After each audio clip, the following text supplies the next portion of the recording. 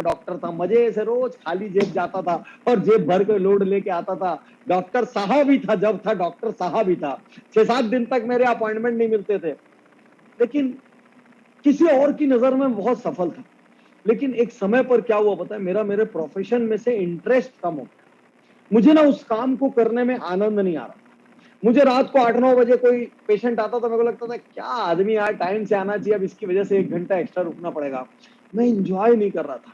तो जब आप किसी चीज में आपका इंटरेस्ट नहीं होता, जब आपके शरीर का रोम रोम सेल सेल आपको आवाज नहीं देता ना, अपने आप आपके एफर्ट में कमी आ जाती है।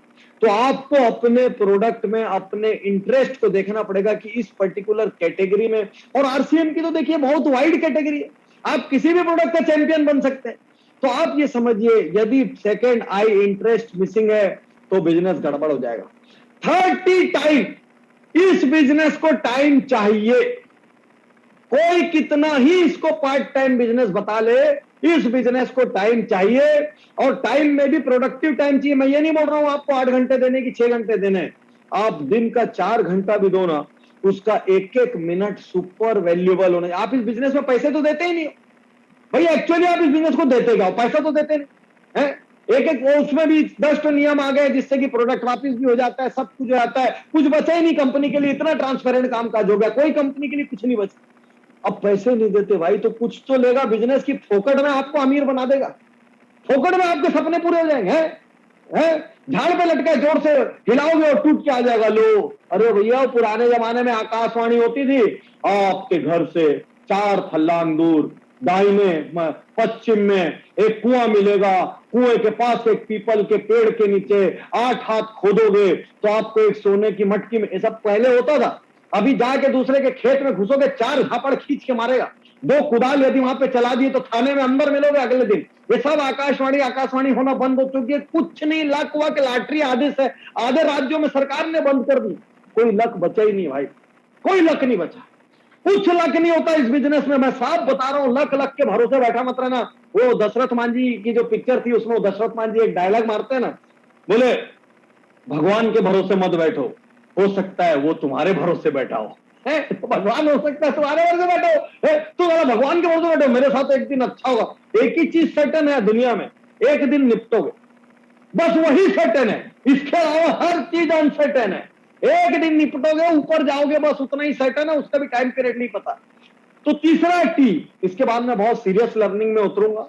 और मैं आजकल वैसे भी कहानियां वानियां कम सुनाता हूं, मैं आजकल फैक्चुअल बातें ज्यादा करता हूं, और प्लेन मोटिवेशन से मैं थोड़ा थोड़ा परहेज करता हूं, क्योंकि मेरे को लगता है कि नेटवर्कर से बड़ा मोटिवेटर इस संसार में कोई नहीं होता है।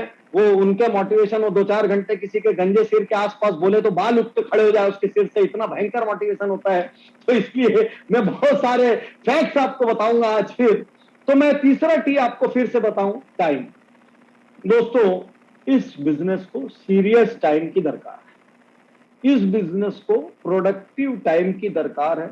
यदि आप दिन में 5-6 घंटे भी दे रहे हैं, लेकिन वो 5-6 घंटे सीरियस नहीं, उसमें आधा समय प्लान में बीत रहा है, आधा समय टाइम पास में बीत रहा है, आधा समय कंपनी में ऐसा हो गया, ये हो गया, मार्केट में सभी सब में बीत रहा है, उसको मैं टाइम नहीं मानता। इस बिजनेस में प्लान्ड, मेजर्ड, क्योंकि आपका एकमात्र इन्वेस्टमेंट इस व्यापार में टाइम है और कुछ, सिर्फ टाइम।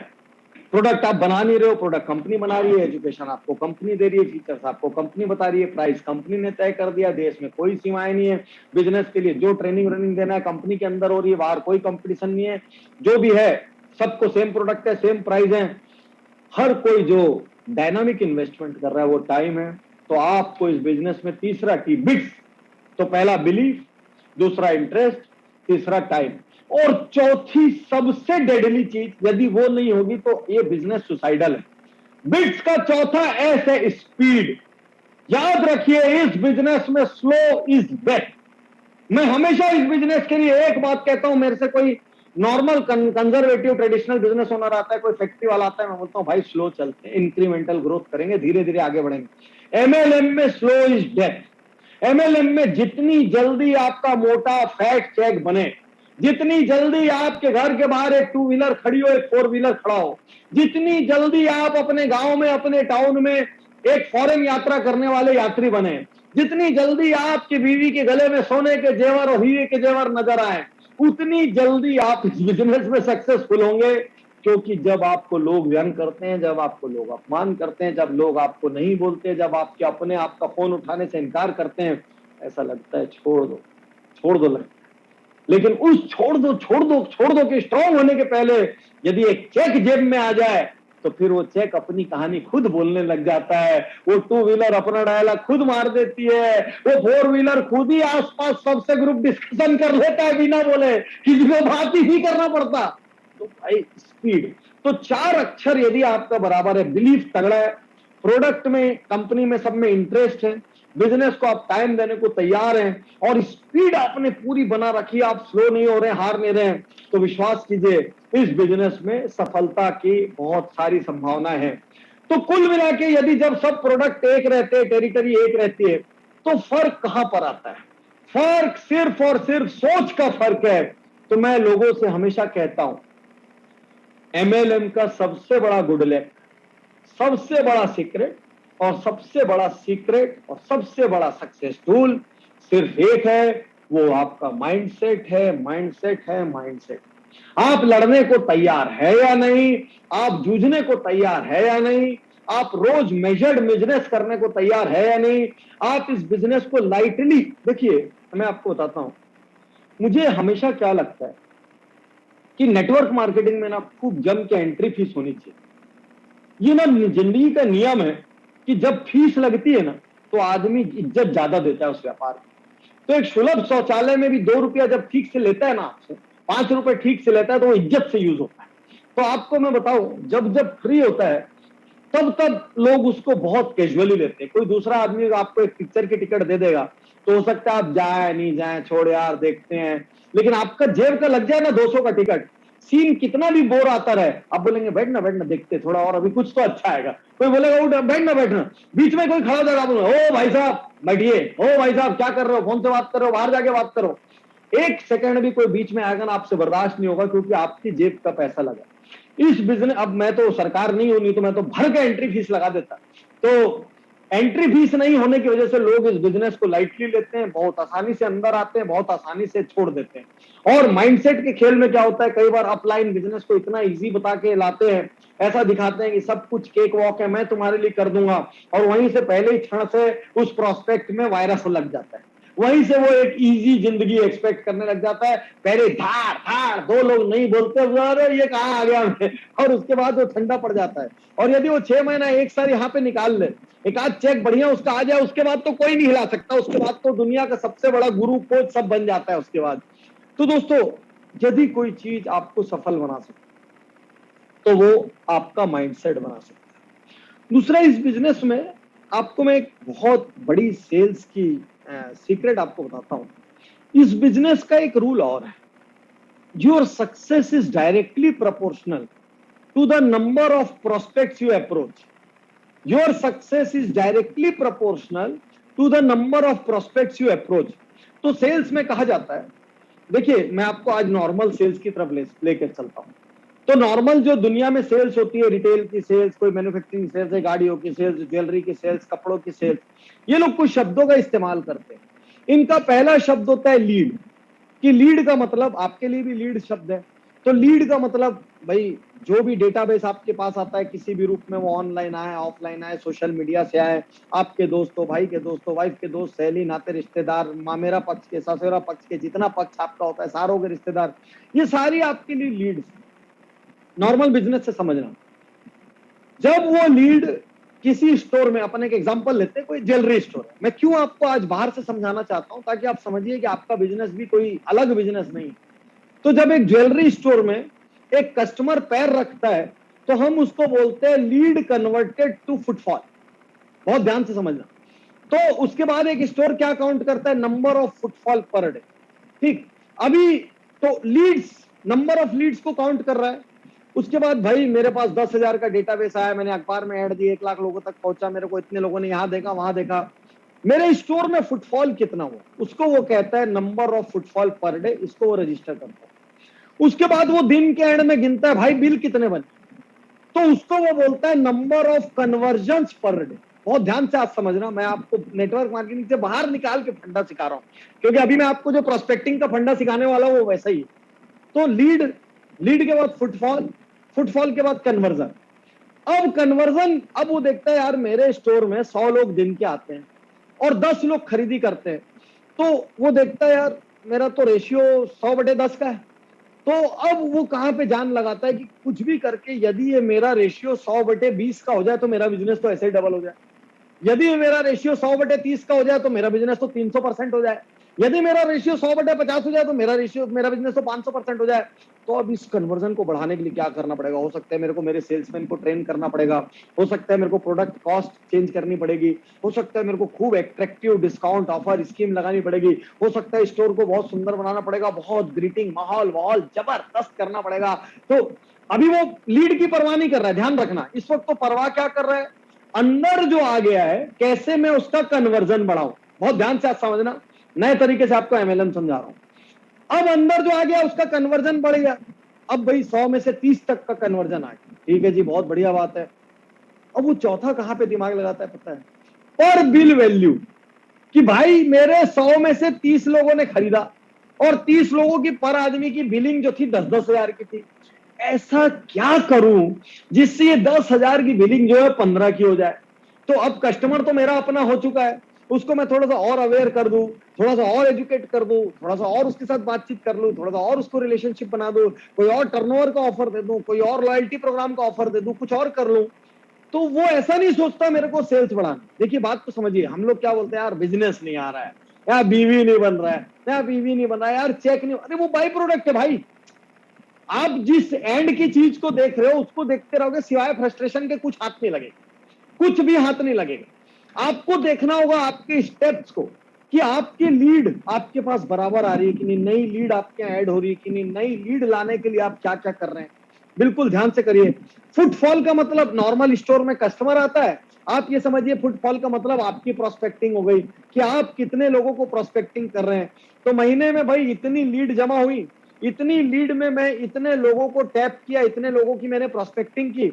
अब बिल्कुल एक स्टोर जैसा बिहेव करता है।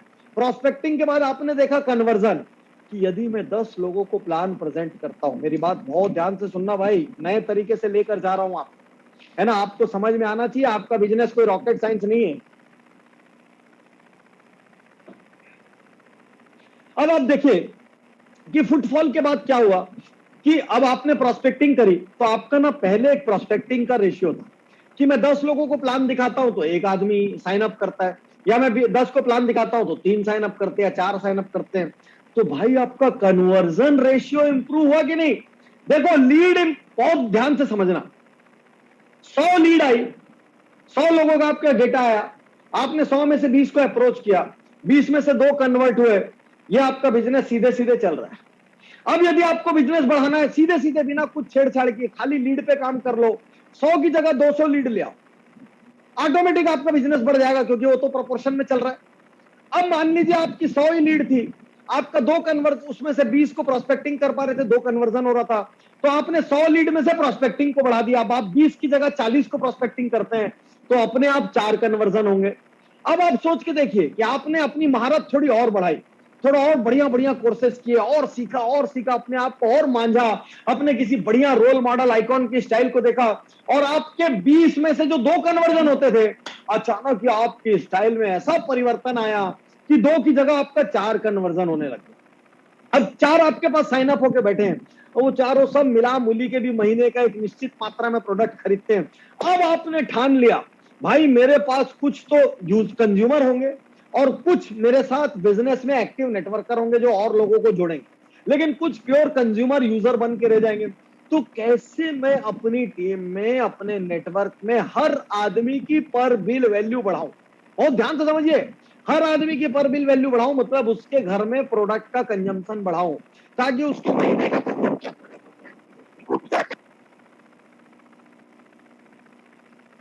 सर आपकी आवाज में कुछ डिस्टरबेंस आ रहा है, आपकी आवाज नहीं सुनाई दे पा रही, थोड़ी खरखराहट भी है।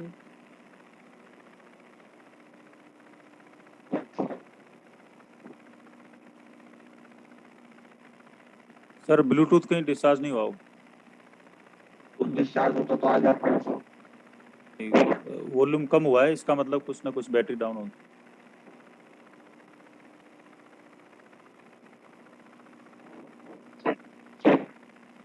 मेरा माइक अभी ठीक आ रहा है क्या? नहीं आ रहा सर, बीच में गड़बड़ है, वो लो साउंड है, डिस्टर्बेंस है। तो उसको हटा देते हैं। एक मिनट। अभी नॉर्मल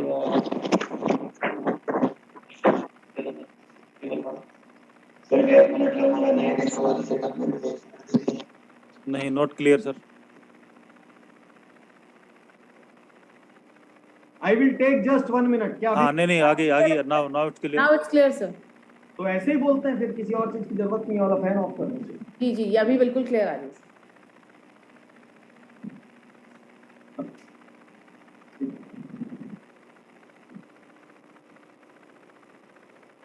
ग्रेट। क्या मेरी आवाज आपको आ रही है? अभी क्लियर है? हाँ बिल्कुल क्लियर है सर, लेकिन थोड़ा सा आगे रहना पड़ेगा आपको माइक के पास, हल्का सा। मैं 1-2 इंच बढ़ा और। लेता हूँ यहाँ से और। हाँ, क्या अभी मेरी आवाज आपको यस, क्लियर है? Absolutely clear. ठीक, ग्रेट ग्रेट। ठीक, तो हम कहाँ पर थे एग्जैक्टली? छोड़ा कहाँ था? मैं तो अपनी धुन में चला गया था, मेरे को समझ ही नहीं आया बोल के आ रहा हूँ। था कहाँ पे? हाँ, मैं लीड फुटफॉल कन्वर्जन में था। ठीक, कन्वर्जन पे। ठीक है। तो मैं आपसे कहना चाहता हूँ कि यदि किसी को लीड बढ़ा, कोई सिर्फ लीड को बढ़ा ले, तो लीड को बढ़ाने से उसका व्यापार बढ़ जाएगा। यदि उससे लीड नहीं बढ़ सकती किसी कारण से, तो वो कन्वर्जन पे काम कर ले, मतलब ज्यादा लोगों की प्रोस्पेक्टिंग कर ले। यदि वो ज्यादा लोगों की प्रोस्पेक्टिंग नहीं कर सकता है, तो वो कन्वर्जन पे काम कर ले कि भाई जितने की प्रोस्पेक्टिंग कर रहा हूं उसमें से मैक्सिमम कन्वर्जन आ जाए, और साथ साथ जितने भी लोग कन्वर्ट हो रहे हैं उनकी वो पर बिल वैल्यू पर काम कर ले। तो यदि आप इस तरीके से सोचेंगे तो आपको सोचने की 3-4 जगह हो गई। एक, हर महीने मेरे पास कुछ फ्रेश डेटा होना चाहिए, हर महीने तो फ्रेश लीड आनी चाहिए। सेकेंडली, हर महीने चाहे कुछ भी हो जाए, मैं नंबर ऑफ प्रोस्पेक्ट अपने एक मेजरमेंट के हिसाब से करूंगा कि डेली इतने प्रोस्पेक्ट को मुझे करना ही है, वीकली इतने को मुझे करना ही है, मंथली इतने को मुझे करना ही है, मैं उस हिसाब से करूंगा। तो यदि वो डिसिप्लिन, यदि मुझसे आप पूछेंगे तो नंबर ऑफ प्रोस्पेक्टिंग जो है ना, वो सबसे इंपॉर्टेंट डिसिप्लिन में से एक है कि कितने प्रोस्पेक्ट को बेसिकली आप टैप करते हैं, कितने से आप बात करते हैं। और आज मैं आपको प्रोस्पेक्टिंग के बारे में भी कई चीजें बताऊंगा। तो हमने लीड की बात करी, हमने फुटफॉल की बात करी, हमने कन्वर्जन की बात करी, और लास्टली याद रखिए, आपके आसपास प्रोडक्ट यूजर होने चाहिए। आपका एक ऐसा प्रोडक्ट है जिसमें जान है। कई और ऐसे प्रोडक्ट होते हैं जिनका यूसेज बार बार नहीं हो सकता, लेकिन आपका यूसेज क्या है कि cyclical repetitive subscription type usage है। एक बार आदमी लेगा, धीरे धीरे उसको हर महीने लेने की आदत पड़ेगी, नहीं भी पड़ेगी तो हमको शायद उसको अवेयर करना पड़ेगा कि आप लीजिए, ये आपके लिए जरूरी है। तो इन 4 लेवल को जब आप काम करेंगे तो अपने आप जो चीज पैदा होगी वो चीज सेल्स है। तो सेल्स की परवाह मत कीजिए, आप लीड्स की परवाह कीजिए, आप नंबर ऑफ प्रोस्पेक्टिंग की परवाह कीजिए, आप नंबर ऑफ कन्वर्जन की परवाह कीजिए, और आप पर बिल वैल्यू की परवाह कीजिए। तो ये, क्योंकि पूरी दुनिया का जितना भी ट्रेडिशनल बिजनेस है वो इसी तरीके से सोचता है, इसी तरीके से करता है। इसीलिए वो मार्केटिंग करता है कि मेरे पास इंक्वायरी ज्यादा है, इसीलिए वो अपने फुटफॉल को काउंट करता है। फुटफॉल को काउंट करने के बाद कन्वर्जन के लिए अपनी टीम को जम के ट्रेनिंग देता है। तो यदि आपको भी अपनी टीम में कन्वर्जन बढ़ाना है, आप अपनी कंपनी से जितने एजुकेशन प्रोग्राम दिए जा रहे हैं उन पर बहुत ध्यान दीजिए। जो आपके टॉप लीडर्स है, जो गजब का कन्वर्जन करते हैं, जिनके सामने से लोगों को उठ के जाने में जान निकल जाए, उनको आप ब्लाइंडली फॉलो कीजिए। हम जैसे लोग जो कोर्सेज चला रहे हैं businessjito.com पर, एक से एक कोर्सेज, एक आउटसाइडर पर्सपेक्टिव से, थर्ड पार्टी पर्सपेक्टिव से, एक नए आइडिया के एंगल से, रिफ्रेशमेंट के एंगल से, आप उन कोर्सेज को भी करिए। इन सब से आपका कन्वर्जन इंप्रूव होगा, और कन्वर्जन इंप्रूव होने के बाद आपके पास प्रॉपर गूगल शीट वगैरह रहनी चाहिए, प्रॉपर आपके पास डाटा रहना चाहिए कि आपके कौन लोग क्या कंज्यूम कर रहे हैं, उनकी मंथली इनकम क्या है। तो जितने भी लोगों की मंथली इनकम जरा भी आपको ठीक लगती है, आपको लगता है अपने प्रोपोर्शन में वो लोग कम कंज्यूम कर रहे प्रोडक्ट को, आपको उनके ऊपर फोकस करके प्रोडक्ट का कंजम्पशन बढ़ाना चाहिए। तो फिर भी सबसे इंपॉर्टेंट आधार है, जितने ज्यादा लोगों से मिलोगे उतना ज्यादा व्यापार होगा। तो आज मैं आपको प्रोस्पेक्टिंग के बारे में बताने जा रहा हूं। आप बहुत सारे चीजें जानते हैं, मैं आपको बहुत बेसिक चीजें, वो लिस्ट बनाओ और इनवाइट करो और ड्रीम इनवाइट, ये सब नहीं बताने वाला। मैं आपको कुछ मॉडर्न चीजें बता रहा हूं जो अलग तरीके से सोचने के कारण मैं हमेशा बोलता हूं। 2 तरीके की प्रोस्पेक्टिंग होती है, एक इंडिविजुअल प्रोस्पेक्टिंग, एक ग्रुप प्रोस्पेक्टिंग। इंडिविजुअल प्रोस्पेक्टिंग का मतलब यह होता है जब आदमी सिर्फ एक आदमी से बात करता है, एक। जब आप एक किसी को अकेले कोने में पकड़ते हैं, किसी से टाइम लेके पकड़ते हैं, किसी को इनवाइट करके पकड़ते हैं, किसी से अपॉइंटमेंट लेके पकड़ते हैं, उसको हम कहते हैं इंडिविजुअल प्रोस्पेक्टिंग। दूसरी प्रोस्पेक्टिंग होती है ग्रुप प्रोस्पेक्टिंग। ये जितनी भी चीजें मैं आपको बता रहा हूं दोस्त, तो मैं किसी दूसरे का चैनल नहीं देखता, मैं किसी दूसरे का ऑडियो भी नहीं सुनता। उसका कारण क्या है, कहीं मेरे ऊपर उनका प्रभाव ना आ जाए। तो ये जितनी भी चीजें मैं आपको कह रहा हूं, ये सब मेरे अपने अनुभव से, मेरे अपने रिसर्च से, यहां तक कि ये शब्द भी मेरे अपने हैं। अब आज यहां बोलने के बाद और 25-50 लोग बोलने लग जाए वो एक अलग बात है, लेकिन ग्रुप प्रोस्पेक्टिंग वर्ड और अभी जो मैं आपको एग्जांपल्स देने जा रहा हूं, ये आपने पहले कभी नहीं सुने होंगे, मेरा वादा है, क्योंकि ये हम नॉर्मल कंजर्वेटिव ट्रेडिशनल बिजनेसेस में इन शब्दों का इस्तेमाल करते हैं, वहां से मैं इसको नेटवर्क मार्केटिंग के लिए कस्टमाइज करता हूं। तो पहला है इंडिविजुअल प्रोस्पेक्टिंग और दूसरा है ग्रुप प्रोस्पेक्टिंग। तो अब यहां पर हमको समझना पड़ेगा कि प्रोस्पेक्टिंग का एक साइंस होता है। अभी भी इंडिया में ग्रुप प्रोस्पेक्टिंग पूरी तरीके से इग्नोर्ड है। बहुत ध्यान से सुनिएगा, ग्रुप प्रोस्पेक्टिंग पूरी तरीके से इग्नोर्ड है। ग्रुप प्रोस्पेक्टिंग में जबकि रिजल्ट आने के चांसेस ज्यादा होते हैं। ग्रुप प्रोस्पेक्टिंग में जब अपलाइन और डाउनलाइन मिलकर एक ग्रुप को हैंडल करते हैं तो सक्सेस का रेशियो बढ़ जाता है। ग्रुप प्रोस्पेक्टिंग में एक साथ ज्यादा बिजनेस होता है और ग्रुप प्रोस्पेक्टिंग के लिए थोड़े से अलग गट्स, थोड़ी सी डेयरिंग, थोड़ी सी public speaking skill, presentation skill, थोड़े से कॉमन सेंस की जरूरत होती है। इसलिए नॉर्मल नेटवर्कर कभी ग्रुप प्रोस्पेक्टिंग नहीं करता, और जब भी आप ग्रुप प्रोस्पेक्टिंग करते हैं आप अपने आप अलग नजर आने लग जाते हैं। तो साइंस ऑफ प्रोस्पेक्टिंग क्या बोलता है, पहले इसको बहुत ध्यान से समझिए, मैं आपको सब कुछ समझाऊंगा। साइंस ऑफ प्रोस्पेक्टिंग बोलता है कि प्रोस्पेक्टिंग में 5 चीजें होना बहुत जरूरी है। आप इनको नोट कर लीजिए, 5 चीजें कौन सी जो होना जरूरी है। एक, न्यू प्रोस्पेक्ट की रिसर्च होना बहुत जरूरी है।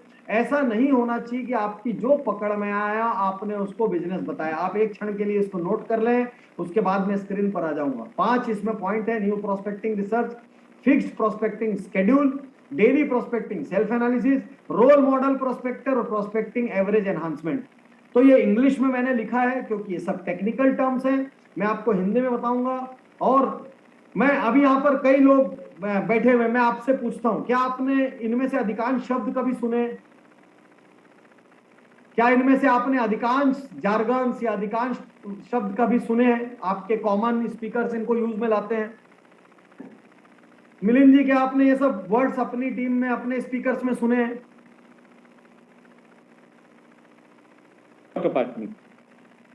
तो ये नए तरीके से मैं आपको यहाँ पे चीज कह रहा हूँ, इसीलिए एकदम आपसे आज ये कुछ शब्द बिल्कुल पहली बार सुन रहे हैं। हाँ, सो नाइस, थैंक यू।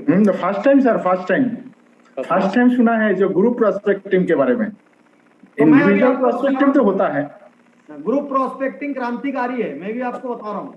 तो पहले ये समझिए, चाहे ग्रुप हो चाहे इंडिविजुअल प्रोस्पेक्टिंग, प्रोस्पेक्टिंग का एक साइंस है जो कि लीस्ट ड्रीम इनवाइट से काफी बड़ा है। तो ये जब एक बड़ी गाड़ी के लिए, 1 करोड़ की गाड़ी के लिए भी वो लोग उसी तरीके से प्रोस्पेक्टिंग करते हैं। एक बिल्कुल ध्यान में रखना, इसका कोई लेना देना ऐसा नहीं है कि एमएलएम का प्रोस्पेक्टिंग कुछ अलग होता है, बेसिक साइंस सब जगह सेम होते हैं। तो न्यू प्रोस्पेक्टिंग रिसर्च, इसका मतलब क्या होता है कि यदि आप हर किसी ऐरे गहरे नत्थु खैरे को प्रेजेंटेशन देंगे तो आपका जो सक्सेस एवरेज है वो नीचे जाएगा। जब सक्सेस एवरेज नीचे जाएगा तो आपका मोटिवेशन नीचे जाएगा, आपको ये डिसबिलीफ पैदा होने लग जाएगा कि बिजनेस काम नहीं करता। आप ये ध्यान नहीं देंगे कि यार प्रोस्पेक्ट राइट नहीं था।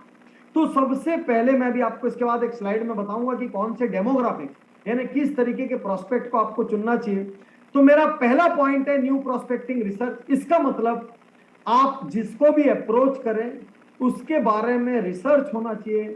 जितने ज्यादा खानों को वो टिक लगाता हो, जैसे हम बताएंगे कौन कौन से खाने टिक लगाने अगली स्लाइड में, लेकिन जितनी ज्यादा आपके फिल्टर को वो पार करता हो उतना ज्यादा वो आपके लिए अच्छा प्रोस्पेक्ट है।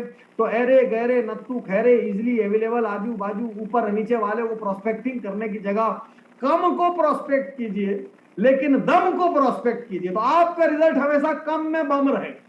कम को प्रोस्पेक्ट कीजिए लेकिन दम को प्रोस्पेक्ट कीजिए तो आपका रिजल्ट हमेशा कम में बम रहेगा। दूसरा मैं आपको बताऊं, फिक्स्ड प्रोस्पेक्टिंग शेड्यूल।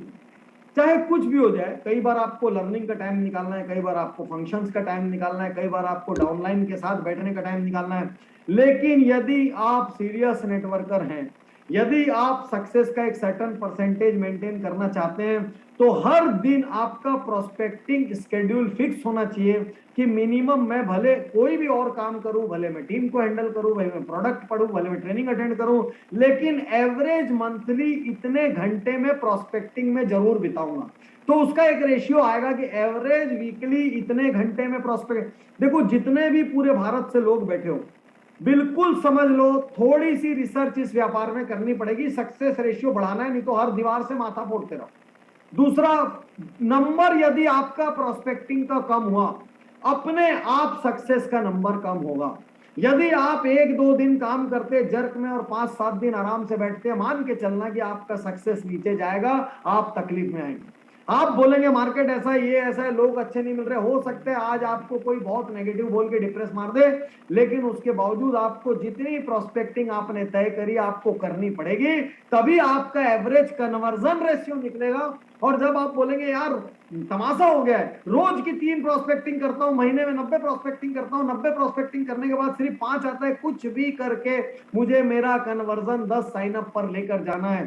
तो जब तक आपके पास आंकड़े नहीं आएंगे, ये व्यापार इमोशन का बिजनेस बने रहेगा। और यही इमोशन इस एमएलएम की प्रॉब्लम, एमएलएम की सबसे बड़ी प्रॉब्लम इमोशन है। किसी ने कुछ बोल दिया, हर्ट हो गए, मुंह उतार के घर बैठे है। 4 दिन तक आपका अपलाइन फोन कर रहे हैं, जी बाथरूम में, जी बाहर गए, जी पूजा कर रहे हैं, जी अस्पताल में, जी सासू जी की तबीयत खराब है, जी घर में शादी है। बहाना दे के मतलब खाली आप ही लोग से मिलके बहाने पे 2-4 वॉल्यूम की बुक लिखी जा सकती है। तो सार ये है, यदि इससे बचना हो तो फिक्स्ड प्रोस्पेक्टिंग शेड्यूल, चाहे लोग नहीं बोले, धक्का मारे, गालियां दे, अपमान करें, मुस्कुराए, गले लगाएं, कुछ भी हो, इतने घंटे मैं प्रोस्पेक्टिंग जरूर करूंगा। इसको कहते हैं फिक्स्ड प्रोस्पेक्टिंग शेड्यूल। नाउ तीसरी चीज, डेली प्रोस्पेक्टिंग सेल्फ एनालिसिस। फिर से एक बार स्क्रीन पर स्लाइड लेकर आइए ताकि जिन्होंने नोट नहीं किया वो कर लें। डेली प्रोस्पेक्टिंग सेल्फ एनालिसिस का मतलब है हर दिन 15 मिनट अपनी आज की प्रोस्पेक्टिंग को जरूर एनालिसिस करें कि मेरी प्रोस्पेक्टिंग में क्या कमी रही, मैं पूरा तैयार होके गया था कि नहीं, मैंने रिसर्च करी थी कि नहीं, मैं जो टाइम दिया था उतने मिनट पे पहुंचा कि नहीं, मैंने कैसे अपनी बातचीत शुरू की, आज मेरे प्लान की क्वालिटी क्या थी, आज मैं अपने आप को 10 नंबर में कितना नंबर देता हूं। तो डेली प्रोस्पेक्टिंग सेल्फ एनालिसिस यदि आपने नहीं किया, जो कि इस बिजनेस में 90% लोगों से मिसिंग होता है, वो खाली ये बोलते रहते हैं, अरे यार आज एक फालतू आदमी से मुलाकात हो गई, ऐसा दिया यार 2-4 दिन ठंडे पड़े रहेंगे। लेकिन नहीं, आपको जैसे कोई प्रोडक्ट फेल होता है, एक मल्टीनेशनल कंपनी, एक बड़ी कंपनी पूरा एनालिसिस करती है, रिसर्च करती है, टीम बिठाती है, क्यों फेल हुआ भाई। फेल होना बुरी बात नहीं है, किसी ने आपको ना बोल दिया वो बुरी बात नहीं है, आपको ना क्यों बोला यही समझ में नहीं आया, ना क्यों बोला इस पे आपने ध्यान ही नहीं दिया, 1 मिनट नहीं लगाया, फिर उसी स्किल सेट के साथ, उसी एनर्जी लेवल के साथ अगले के पास चले गए। अरे भैया जो काम में एक बार जैसा परिणाम मिला है उसी टाइप का बार बार मिलेगा, जैसा काम कर रहे हो वैसा परिणाम मिलेगा, इंप्रूव तो करना पड़ेगा यार। So daily prospecting self analysis का मतलब है 15 मिनट रोज, आज मैंने कैसी प्रोस्पेक्टिंग करी, मेरे से कोई कमी हुई क्या, मेरे एनर्जी लेवल में कमी थी क्या, मैं आधे अधूरे मन से गया था क्या मैं अच्छे से कपड़े पहन के नहीं गया था, क्या मेरी एनर्जी हाई नहीं थी, क्या उसके ऑब्जेक्शंस को मैं ठीक तरीके से हैंडल नहीं किया, क्या वो जैसे नेगेटिव बोला मेरे चेहरे पे 12 बज गए, क्या मैंने अगला अपॉइंटमेंट अच्छे से शेड्यूल किया। तो अपने आप को आप एनालिसिस कीजिए। साइंस का 4th principle, role model prospector. आपकी अपलाइन में, आपके डाउन लाइन में, आपकी क्रॉस लाइन में, इसमें क्रॉस लाइन से भी कोई प्रॉब्लम नहीं, कहीं ना कहीं कुछ रोल मॉडल प्रोस्पेक्टर जो एक्सट्रीमली गुड प्रोस्पेक्टर्स, जो कि जबरदस्त प्रोस्पेक्टिंग करते हैं, मतलब जिनका कन्वर्जन रेशियो बहुत हाई रहता है, आंख बंद करके उनको फॉलो करें। बिजनेस में हम क्या बोलते हैं, रोल मॉडल ब्रांड। बिजनेस में हम क्या बोलते हैं, रोल मॉडल बिजनेस। बिजनेस में हम क्या बोलते हैं, रोल मॉडल बिजनेस लीडर। जैसे मेरे रोल मॉडल बिजनेस लीडर मान लो रतन टाटा है, मैं रतन टाटा के बारे में पढ़ता हूँ, रतन टाटा के बारे में सुनता हूँ, रतन टाटा को फॉलो करता हूँ, कभी मौका मिल जाए तो उनसे मिलता हूँ, रतन टाटा के बारे में जहां बात करने का मौका मिलता है दिल से करता हूँ। जब भगवान से प्रार्थना करता हूँ, भगवान मेरे को उनकी जैसी विनम्रता दे दे, भगवान मेरे को उनके जैसा, जो भी बातें मुझे मांगनी रहती है। तो आपका एक रोल मॉडल प्रोस्पेक्टर होना चाहिए, जिसके जैसे आप उठेंगे, जिसके जैसे आप बैठेंगे, उसके जैसे आप चलेंगे, उसकी तरह आप बात करेंगे। जरूरी नहीं है आपका अपलाइन हो सकता है आपके मीटर को नीचे कोई तगड़ा डाउनलाइन आया जिसका क्लोजर रेशियो बहुत हाई है, ऐसा क्या जादू कर रहा है भैया, कंपनी का प्रोडक्ट तो सेम रेट का है, टेरिटोरी से लेके प्रोडक्ट के फीचर तक सब कुछ सेम है, ऐसे क्या कर रहा है जो कमाल हो रहा है। तो इस कमाल को समझने के लिए हम सबको एक रोल मॉडल प्रोस्पेक्टर, एक या अनेक भी हो सकते हैं, 2-3 रोल मॉडल सब लोग, क्योंकि देखो यहाँ पर आप सब लोगों को एक अचीवमेंट के बाद आने के लिए बोला गया। मैं यहाँ पर आपको सिंपल मोटिवेशन नहीं दे रहा हूँ, मैं जो दे रहा हूं, यदि आपने मेरी बात मान ली, गांठ बांध ली, कोई माई का लाल आपकी सफलता को नहीं रोक सकता, क्योंकि आप इस व्यापार को फिर हल्के में नहीं कर रहे हैं, आप सीरियसली कर रहे हैं, इस तरीके से कर रहे हैं मानो आपने इस व्यापार में लाखों करोड़ों रुपए का इन्वेस्टमेंट किया है। तो पहला रूल मैंने आपको बताया, बिना रिसर्च के प्रोस्पेक्ट के पास न जाएं, न्यू प्रोस्पेक्टिंग रिसर्च। सेकंड मैंने आपको बताया, दुनिया कहीं की कहीं हो जाए, इतने घंटे प्रोस्पेक्टिंग में देना है तो देना ही है, उसको कहते हैं फिक्स प्रोस्पेक्टिंग शेड्यूल। तीसरा मैंने आपको बताया, डेली प्रोस्पेक्टिंग सेल्फ एनालिसिस, आज का दिन जितनी भी मैंने प्रोस्पेक्टिंग की वो कैसा रहा, क्या रहा, उसकी deep analysis, daily prospecting self analysis. चौथा मैंने आपको बताया, रोल मॉडल इंस्पेक्टर, आप चाहे कुछ भी कर, प्रोस्पेक्टर आप चाहे कुछ भी कर लें, आप खुद को अकेले इंप्रूव नहीं कर सकते, कोई ना कोई आपसे बेटर वर्जन आपके सामने होना चाहिए, जिसको देख के आप इंस्पायर हो, जिससे आप कुछ सीखें, जिसकी कला देखकर आपके में निखार आवे। और लास्ट आपका फोकस इस साइंस में होना चाहिए, प्रोस्पेक्टिंग एवरेज एनहांसमेंट।